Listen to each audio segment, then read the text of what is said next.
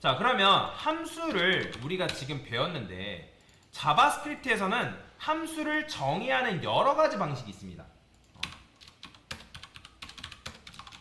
자, 함수 정의하는 방법. 자, 제일 기본적으로 하는 방법이 뭐냐면 이 방법이죠.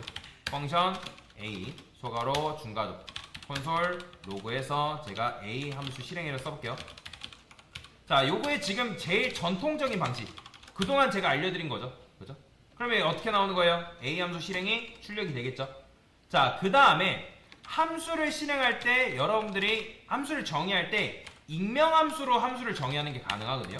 즉 무슨 말이냐면 함수명을 안 붙일 수 있어요. 자, 그러면 얘는 어떻게 실행되냐? 얘는 사실 익명함수인 경우에는 단독으로 실행하는 게 불가능합니다. 오류나죠? 그래서 이 녀석을 변수에다가 담아주는 게 가능한데 여기다가 이렇게 할 거예요. 자, 이런 식으로 하게 되면 여러분들이 함수를 b라는 함수에다가 집어넣는 게 가능해요. 그러면 얘는 어떻게 되냐면 이거 자체가 함수 실행이 됩니다. 요렇게. 그러면 b함수 실행이라는 게 나오는 거죠. 보이죠? 이런 식으로도 함수를 여러분들이 정의를 할 수 있어요. 그 다음에 또 함수를 정의하는 방법이 또 하나가 있거든요. 이게 이제 첫 번째 방법. 그 다음에 이게 두 번째 방법. 익명함수 방식이에요.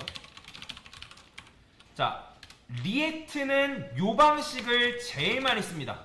그래서 요 방식을 여러분들이 반드시 외워야 돼요. 세 번째, 에로우 펑션이에요. 자, 에로우가 무슨 뜻이죠? 화살표죠. 그죠? 자, C 펑션이 생략됩니다. 그 다음에 요 소가로 뒤쪽에 화살표가 등장해요. 자, 이게 바로 에로우 펑션입니다.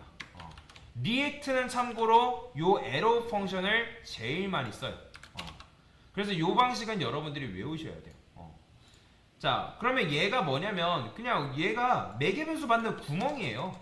매개변수 받는 구멍. 그렇게 생각하시면 됩니다. 이게 답니다.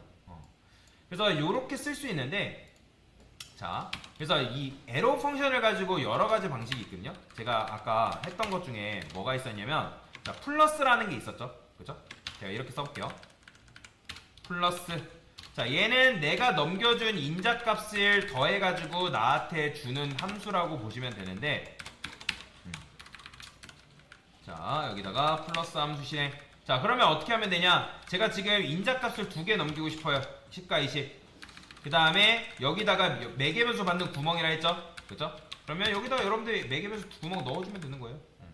그러면 첫 번째 인자값이 여기 첫 번째 매개변수에, 두 번째 인자값이 두 번째 매개변수에 들어간다.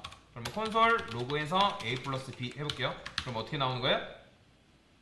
두 개를 더해서 주겠죠? 그죠? 그런데 아까 말씀드렸잖아요. 콘솔 로그는 실행 결과가 아니라 했죠? 뭐가 실행 결과라 했죠? 뭐가 실행 결과? 리턴이 바로 실행 결과를 했습니다. 그러면 여기다 여러분들이 리턴 해가지고 a 플러스 b 이렇게 써주면 돼요. 다른 함수랑 크게 다를 게 없죠. 그러면 자, 이때 한번 출력을 해볼게요. let rs는 콘솔 로그에서 rs 그 다음에 플러스 rs. 그러면 어떻게 나오는 거예요? 30이라는 값이 나오겠죠. 그런데 자, 이런 식으로도 할 수 있지만 에로 펑션이 좋은 점은 이런 게 가능하다라는 거예요. 지금 제가 이거 지울게요. 이 코드 중괄호 안쪽에 있는 요 코드는 몇 줄짜리예요? 몇 줄이에요, 여러분들? 한 줄짜리죠. 그러면 한 줄짜리 코드는 중괄호가 생략이 가능합니다. 그 다음에 이런 식으로 썼을 때 리턴이 생략 가능해요. 지금 여러분들이 이렇게 쓴 코드를 이렇게 줄여 쓴다는 거예요. 이게 바로 리턴이에요. 리턴. 에러 펑션을 이렇게 쓰는 게 가능해요. 그래서 리액트에서 이 에러 펑션을 쓸 일이 굉장히 많습니다. 그래서 처음에는 어떻게 썼죠? 원래는 이렇게 썼죠. 이렇게 안 쓰는 건 아니지만 이것도 씁니다. 근데 이렇게 쓰는 게 이렇게 줄었다가 이렇게 쓰는 게 이렇게 줄었다가 요게 바로 이런 식으로 주는 거예요. 자, 다시 어떻게 쓴다고요? 그래서 이런 식으로 있을 때 만약에 써드릴게요. 여기다가 중괄호 안쪽에 함수 중괄호 안쪽 코드가 한 줄짜리면 중괄호 뭐다? 생략 가능해요. 그 다음에 그 한 줄짜리 코드가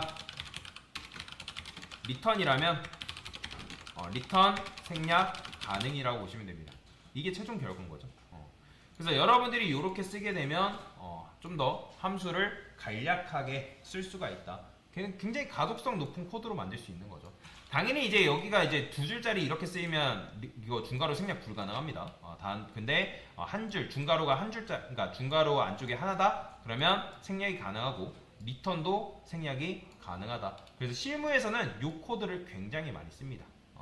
그래서 이게 바로 뭐다? 함수를 정의하는 여러 가지 방식에 대해 설명을 드린 건데 그 다음에 에로 펑션에 대해서 설명을 드린 거다라고 보시면 되겠습니다. 됐습니다.